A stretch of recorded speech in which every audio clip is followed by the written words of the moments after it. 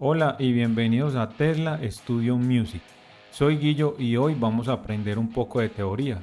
¿Qué son los plugins? Vamos al video.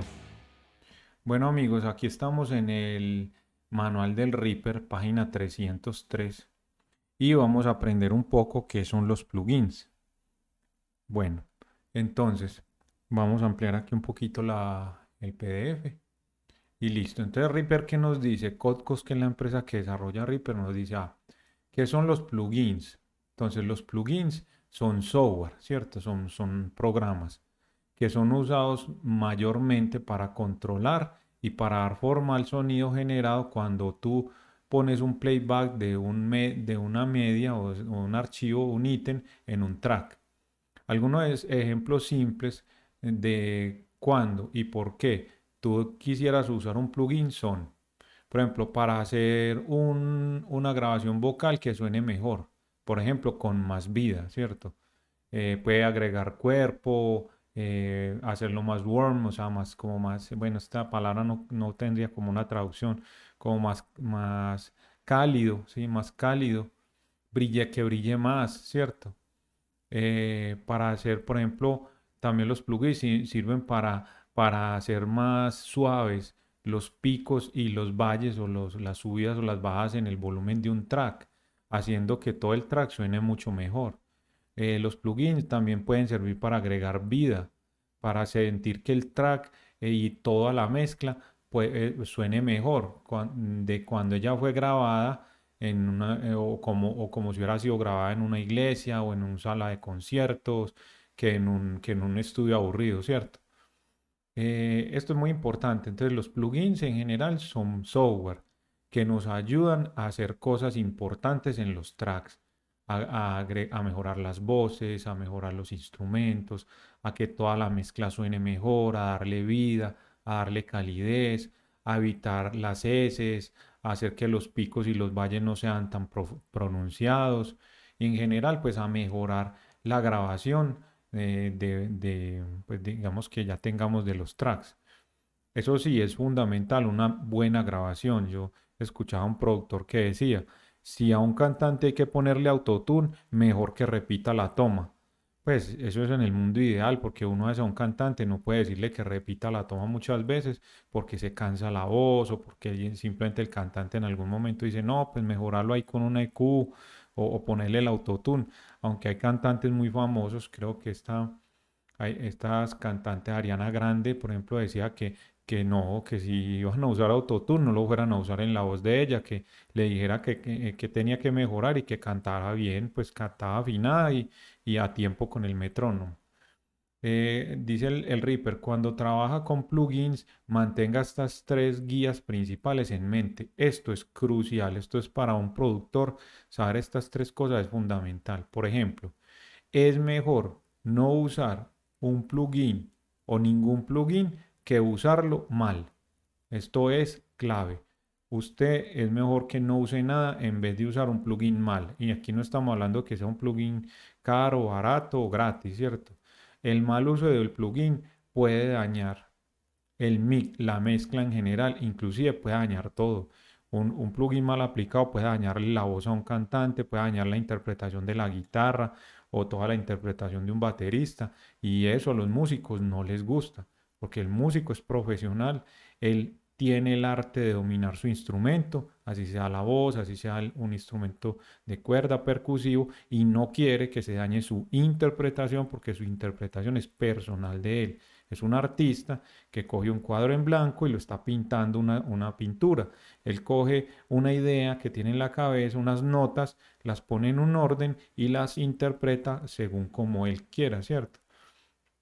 Nunca juzgue la cualidad de un plugin por, por lo mucho que a usted le gusten los presets.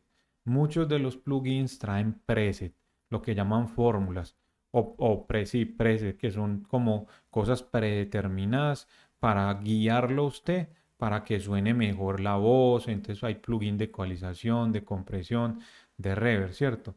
Pero no juzgue la cualidad del plugin porque de pronto los presets no le gustaron. Los Reaper, los plugins de Reaper propietarios de Codecos traen presets y a mí me han parecido muy buenos. pero muchas veces solo son un inicio. Luego hay que cambiarlos porque o le corta mucho una frecuencia o le sube mucho a otra frecuencia. Tercero, nunca juzgue la calidad de un plugin por su costo. Esto es fundamental. No porque un plugin valga miles de dólares o porque un plugin sea gratis es bueno o malo. Hay unos que son muy caros y no sirven. Y hay otros que son gratis y son excelentes. Entonces, el plugin no es el que hace al productor. El productor usa los plugins de manera inteligente y no repara en el costo. Hay plugins que son muy caros y para una persona que está empezando en un home studio no le son asequibles. Entonces debe buscar otras alternativas, pero lo importante es saber manejar los parámetros del plugin sin importar el costo del mismo. Hay plugins muy baratos cuyos precios son excelentes y nos ahorran mucho tiempo y dinero también. Y en el capítulo 16.2 del manual del Reaper hay una cosa importantísima que dicen que cuáles son los... Ah, se me pasó una hoja atrás. Que cuáles son, esperen aquí regreso. ¿Cuáles son los 5 tipos de plugins? Los plugins se dividen como en su, digamos que cuando uno trabaja con audio digital, los plugins se dividen como en lo que le hacen al track o a la forma de onda, porque realmente aquí todas estas son formas de onda, ¿cierto? Entonces existen 5 tipos que son, por ejemplo, los que modifican la forma del sonido. Estos afectan, por ejemplo, la frecuencia, o sea, el pitch del track. Un ejemplo, la ecualización. La ecualización afecta la forma de onda porque afecta las frecuencias. Las frecuencias las hace más altas o más bajas, o mejor dicho, las realza o las atenúa. Están los plugins que son basados en tiempo, o sea, tiempo de base, time base effects, en el tiempo. Son los que hacen que manipulan el trap para que interactúe con el tiempo. Por ejemplo, aquí el delay, el chorus y la reverb. Son lo que hacen sonar el tiempo, o sea, lo hacen como más largo o más corto. Entonces lo hacen sonar como más grande, más pequeño, más espacial o menos espacial, ¿cierto? Los plugins de analítica. Estos son los que muestran información, pero en general no alteran el sonido. Por ejemplo, un plugin analítico. Entonces, un VU-meter, un medidor, ¿cierto? Él mide, pero él no está alterando nada. Bueno, se me ocurre el VU-meter, por ejemplo, o los frequency analyzer, los que muestran las formas de onda. Están los plugins que cambian el volumen. Estos son plugins que determinan el volumen total y cambian el volumen que se percibe. Por ejemplo, el compresor y el limitador. Claro, los compresores y los limitadores lo que hacen es cambiar el volumen del track afectando los picos y las partes más bajas, las partes altas y las partes más bajas.